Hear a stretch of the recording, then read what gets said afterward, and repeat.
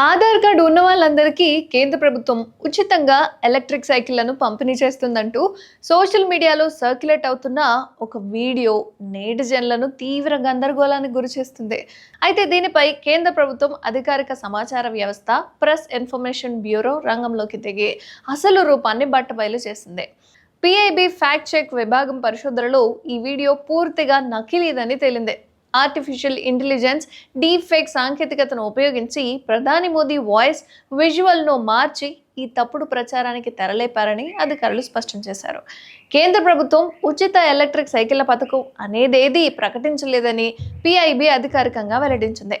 ఉచిత పథకాల పేరుతో ప్రజలను ఆకర్షించి వారి ఆధార్ నెంబర్లు, బ్యాంక్ ఖాతాలు, ఫోన్ నెంబర్ల వంటి వ్యక్తిగత వివరాలను దొంగిలించేందుకు ఇలాంటి కుట్రలు జరుగుతున్నాయని పేర్కొన్నారు.